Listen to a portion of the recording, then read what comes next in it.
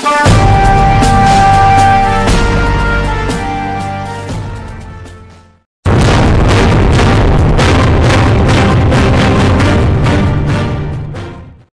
मैं दिनेश कुमार, आप देख रहे हैं पोल खोल पोस्ट। हम मौजूद हैं मध्य प्रदेश राज्य के सिंगरौली जिले के गौसलवाड़ा जामा मस्जिद सिंगरौली में। गौसलवाड़ा जामा मस्जिद के सदर जियाउर रहमान उर्फ मन्नू खान जी के साथ इन पर कुछ आरोप लगाए गए हैं। इस विषय में हम खुद उनसे चर्चा करते हैं, उनसे ही जानते हैं जो आरोप इन पर लगाए गए हैं कितनी सत्यता है उन आरोपों पर। जी, कल मैं पोल खोल के एक पोस्ट देख रहा था जिसमें कोई मुकीम नाम का आदमी है जो बयान आपके यहाँ दे रहे थे कि सन 2004 से आज तक चुनाव नहीं हुआ और मैं ज़बरदस्ती अध्यक्ष बना हूँ। आपके माध्यम से उस बेवकूफ़ आदमी को बताना चाहता हूँ कि 2004 में जब चुनाव हमारा हुआ था, जब सदर बने थे, तो वो कमेटी में था। जब 2006 में चुनाव हुआ तो उनके गलत आचरण से गुलाम रसूल को, मुकीम वगैरह को निकाल दिया गया। अब इससे साबित होता है कि उसके गलत बयानी से कि 2004 में अगर चुनाव नहीं हुआ तो 2006 के चुनाव में उसको बाहर का रास्ता कैसे दिखाया गया। इसका मतलब वो आपके यहाँ गलत बोला। दूसरी चीज उसने कहा कि सरंगई से अपनी मनमानी करते हैं। तो सिंगरौली के करीब करीब छोटा बड़ा आदमी जानता है मैं कितना बड़ा रंगबाज हूं, कितना सरंग हूं, वो सब लोग जानते हैं। संस्था सिस्टम से, मोहब्बत से, प्यार से चलता है, गुंडागर्दी से नहीं चलता। तीसरी चीज उसने बात की कि 106 आदमी का वो करके अपने आप सदर बन गया। उसको शायद नियम कानून नहीं पता, बायोलॉजी उसने पढ़ा ही नहीं है कि हमारा ये जो बायोलॉजी है, हमारे 245 मेंबर हैं, हमने वोटर लिस्ट सबको जारी किया। जितने लोग आए तो मतदान का सिस्टम होता है, जितने लोग आते हैं उसी परसेंटेज में मतदान होता है और उसी में हार जीत होता है, ना कि टोटल आदमी आना। वो गणित कल बता रहा था कि 106 आदमी आया तो 139 ऐसे हुआ तो ऐसे ही हार गए। जब वोटिंग देने लोग नहीं आएंगे, वोटर लिस्ट किसी को देखते हैं लोकसभा विधानसभा में कि 1200 वोटर है, वोट पड़ा 600, इसका मतलब विधायक हार गया। जितने लोग मौजूद होंगे उसी में होगा। और यहां सिस्टम से 2004 में चुनाव हुआ, 2006 में चुनाव हुआ, 2009 में हुआ, 2011 में हुआ, 2015 में हमने रिजाइन दिया। और रिजाइन भी दिया है इन्हीं लोगों के उपवाद के वजह कर कि हमने ब्लैंक चेक अपने अकाउंट का दिया था रिजाइन देने के बाद कि तुम ऑडिट करा करके जितना भी गबन हुआ है हमारे अकाउंट से पैसा ले लेना। आज भी वो हमारा चेक अंजुमन के पास मौजूद है, सेक्रेटरी के पास। लेकिन आज तक वो भी सारी फाइलें लाल कपड़े में बांध के रखे हुए, आज तक पूछा नहीं। इन लोगों की फितरत है बाजार में हवा फैलाना, खा गया, पी गया, बदनाम है, सरंगाई करता है। लेकिन अगर काम करने बोलो तो इनकी नानी मरती।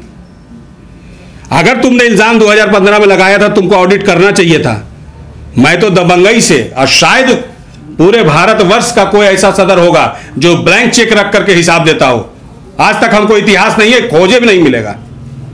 लेकिन ना उसने हिसाब चेक किया और ना उसने कुछ किया। उसका मकसद है सिर्फ हंगामा खड़ा करना, गलत अफवाहों को जन्म देना। और वही 5-7 लोग हैं, कोई आवाम नहीं है।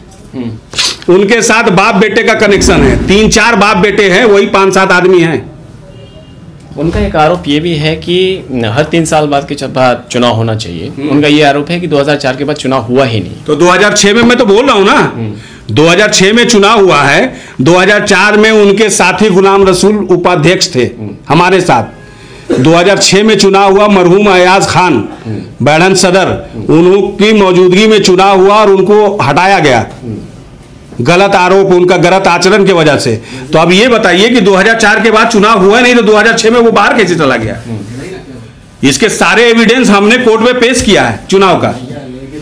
हमने थाना प्रभारी को भी सूचना दी 2004 के 2000 के सारे पेपर हमारे पास मौजूद हैं। उनको ये पता नहीं है, इसलिए उनको पता नहीं है कि 2004 के बाद चुनाव नहीं हुआ, क्योंकि वो कोई भी मेरे अंजुमन का सदस्य नहीं है। जो मेरा अंजुमन का सदस्य है उसको पता है कि चुनाव कब कब हुए हैं। उसको तो यह भी पता नहीं कि 4 सितंबर 2018 को चुनाव हुआ है, यह भी उसको पता नहीं। चूंकि वो हमारा सदस्य नहीं, इसलिए उसको कुछ पता नहीं, उसको तो बाहर में हवा बनानी है। तो जो हवा बनानी है वो बनाता रहता है। लेकिन जो सदर हैं, जो अंजुमन के यहाँ लोग हैं, जो सदस्य हैं, जो मेंबर हैं, जो वोटर हैं, उनको पता है कि यहाँ चुनाव हुआ है। तो जो सदस्य होते हैं उनकी देखरेख में, उनकी जानकारी में ये चुनाव बिल्कुल उनकी जानकारी में जो सदस्य होते हैं हमारे, जितने सदस्य होंगे, सबको वोटर लिस्ट भेजा जाता है कि आज चुनाव है। उसमें बहस होती है, किसी को अगर खड़ा होना है चुनाव के लिए तो अगर आता है, अगर 2 आदमी अगर आया ठीक है, किसी एक आदमी के यहाँ पे सहमति के साथ चुनाव होता है।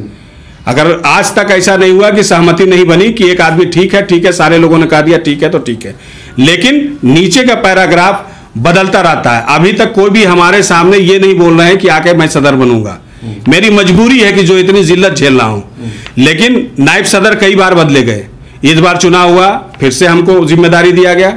नायब सदर हमने सुहेल अनवर को चुना, सेक्रेटरी सहीम को चुना, बाकी बहुत सारे नए मेंबर बने हैं। मेंबरों की लिस्ट ये है, ये सारे मेंबर, ये जितना है हमारे ये मेंबर हैं, ये वोटर हैं। ये कैमरा दिखाइए इधर। हाँ, ये मेंबर हैं, ये वोटर हैं। हमारे यहाँ सिस्टमेटिक का बायोलॉज के हिसाब से होता है। जो हमारा मेंबर होगा,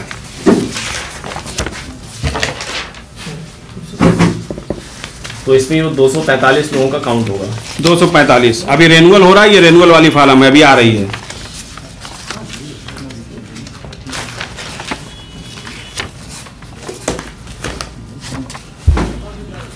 ये है हमारा मेंबर लिस्ट। ये है मेंबर लिस्ट, कहाँ का है, ये बाजार का है। ये सारे मेंबर लिस्ट हमारे हैं, जो हमारे ये वोटर हैं, जिनके आधार पे वोटिंग उनको देने का अधिकार दिया जाता है, पर्चा भिजवाया जाता है। ये है हमारा वोटर लिस्ट। हमारा जो भी यहाँ साफ लिखा हुआ है,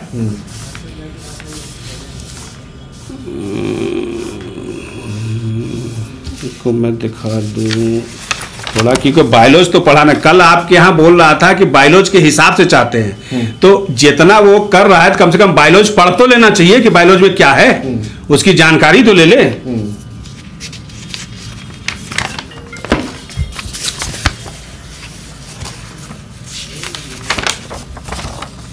ये देखिए, आजीवन सदस्य वो व्यक्ति संस्था का दान के रूप में 250 या अधिक देगा, या वो आजीवन सदस्य बन सकेगा। कोई भी आजीवन सदस्य रुपये 250 या इससे अधिक राशि सदस्य बन सकता है। साधारण सदस्य 20 रुपये महीना या साल का 240 रुपया जो देगा, जिसकी रसीदें कटेंगी, वो मेरा सदस्य होगा, वो वोट देने का अधिकारी है। जो नहीं है वो नहीं है। सम्मानित सदस्य हम बना सकते हैं, लेकिन सम्मानित सदस्य के लिए भी हमारे बायोलॉज में है, संस्था की प्रबंधकारिणी किसी व्यक्ति या व्यक्तियों को उस समय को के लिए जो भी वो उचित समझे सम्मानीय सदस्य बना सकती है। ठीक है, ऐसे सदस्य साधारण सभा का बैठक में भाग ले सकते हैं। साधारण सभा होगा तो सम्मानित सदस्य जिसको बनाएंगे वो मेरे सभा में बैठ सकता है, राय दे सकता है, परंतु उसको मत देने का अधिकार नहीं है। मतलब वो भी वोट नहीं डाल सकता। तो जो मेरा सम्मानित सदस्य जिसको बनाएंगे उसको वोट देने का भी बायोलॉज में अधिकार नहीं है। तो जो मेंबर ही नहीं है, जो सदस्य ही नहीं है, उसको क्या अधिकार होगा? और उसको इस अंजुमन से में लड़ने का क्या अधिकार है? लड़ने का अधिकार है जो मेरा 245 सदस्य अभी कभी आए, जिस समय बोले, जिस क्राइटेरिया में बोले, मैं 24 घंटा में चुनाव कराने को तैयार हूं। लेकिन बायोलॉज जो मेरा कहता है, बायोलॉज के मुताबिक मेरा सदस्य ही वोटर होगा। 2500 मुसलमान यहां हैं, मैं किसको पहचानता हूं? मंदिर की समिति बनी है, गुरुद्वारे की समिति बनी है, कितने लोग हैं जरा पता करिए। बजरंगबली का कमेटी बनी, कितने लोग हैं? यही 150 लोग कमेटी बनती है ना। क्या हिंदू की आबादी कम है, सिख की आबादी कम है सिकरौली में? ये जो कल का गिनती कर रहा था 1500 2000 ऐसे करके बोल रहा था ना। तो मुसलमान और हिंदू तो बहुत है, लेकिन समितियां में जो सदस्य होंगे वही समिति में होंगे। चलते चलते आखिरी सवाल मैं आपसे रखना चाहता हूं कि आखिर ये विरोध क्यों हो रहा है? राजनीतिक विरोध।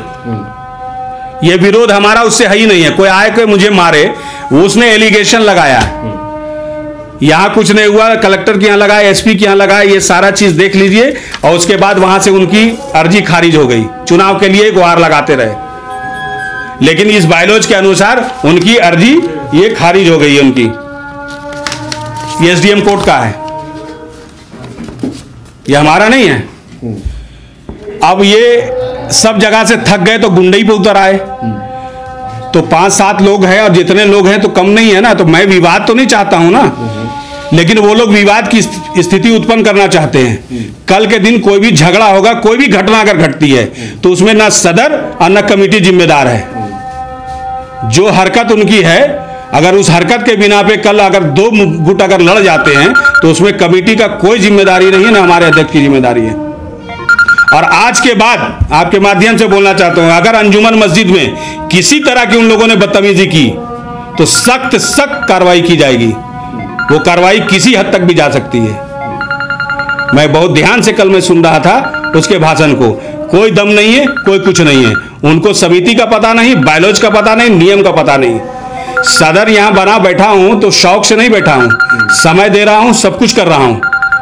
मैं तो कह रहा हूं आपके माध्यम से कि मेंबर बुला लीजिए, सारे मुसलमान आकर के बोल देना कि आप छोड़ दीजिए। मैं तो 5 बार इस्तीफा दे चुका हूं, लेकिन मस्जिद का काम है, अगर पब्लिक नहीं छोड़ेगी तो मैं क्या ऐसे ही छोड़ दूं? हम भी समाज से जुड़े हैं ना, मैं सारे समाज की बात को ठुकरा दूं? अगर है आपके माध्यम से, अगर उसकी है तो पूरे सिंगरौली के लोगों को जमा कर दे कि आप लोग बोलिए कि सदर साहब छोड़ दें। मैं आजीवन सदर नहीं बनूंगा। खैर, आज हम मौजूद थे अभी यहाँ के सदर, आप देख सकते हैं इनके साथ हम जुड़े थे और इनकी जो भी दलीलें थी इन्होंने हम अपने सामने ये सारी बातें इन्होंने रखी हैं।